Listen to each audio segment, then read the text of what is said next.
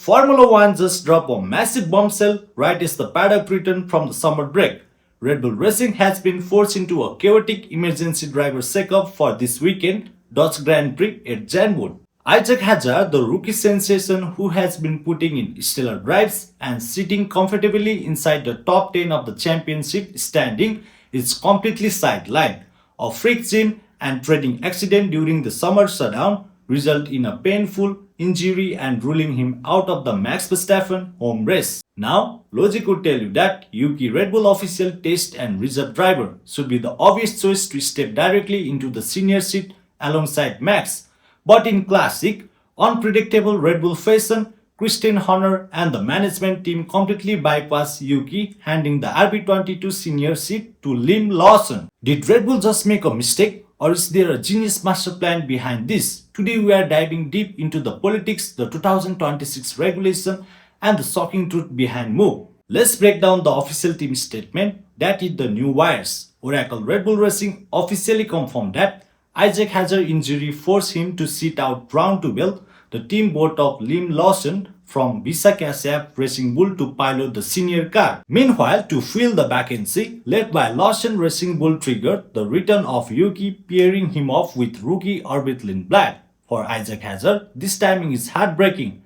This weekend was supposed to mark the 1-year anniversary of his stunning maiden podium at Zandvoort, and he even rolled out a brand new special helmet designed for the occasion. Instead, he watching from the sidelines to medical reports suggest he should be fully recovered in the time for the Italian Grand Prix at Monza next month. But let's address the elephant in the room. Why is Liam Lawson driving the Red Bull instead of Yuki? Yuki has been sitting on the bench as the designated reserve driver precisely for moments like this. Fans across social media went into total meltdown, asking why Yuki was overlooked yet again. To find the answer, we have to look at how brutal the 2026 season has actually been behind closed door.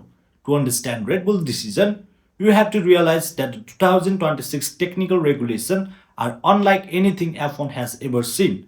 We are dealing with entirely new power unit architecture, active aerodynamic, complex energy deployment modes, and completely rewrite push-to-pass dynamics. Yuki spent years building his muscle memory around traditional power delivery and specific engine brake curves. When you lift up the throttle in this modern 2026 machine, the software and energy recovery system behave drastically different compared to previous era.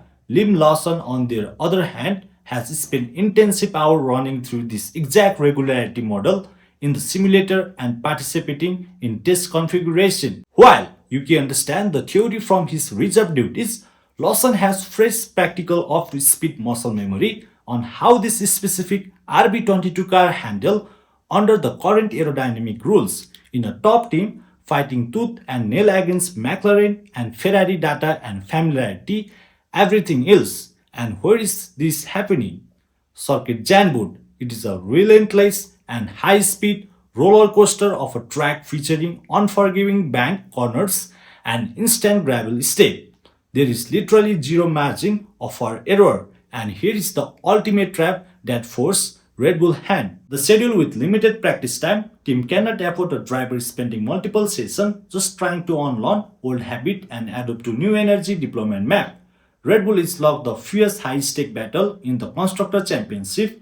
They couldn't risk putting a driver who isn't fully calibrated to the 2026 regulation into the main car when every single point dictates millions of dollars in prize money. Meanwhile, Racing Bulls can afford a slightly different operational rhythm. Dropping Yuki back into the junior team alongside rookie Arvid Lindblad actually solved multiple problems. Yuki brings massive experience to help Racing Bulls defend their midfield standing against teams like Alpine, while giving him a comfortable, familiar cockpit where he doesn't have to carry the crossing championship pressure of the senior Red Bull squad. This temporary swap is also a massive career crossroad for both drivers. For Liam Lawson, this is his ultimate redemption ARC.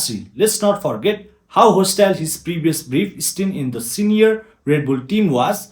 Lawson himself spoke out on podcasts about how difficult it was to jump into a struggling car at track, and he'd never seen with virtually zero preparation. He took a lot of reputational damage. Back then, this sudden return gave him a golden opportunity to prove he belonged at the front of the grid. If he performed well here, he cemented his long-term future in the sport. For Yuki, while missing out on Red Bull, she thought his appearance at Racing Bulls keep him sharp, visible, and race ready.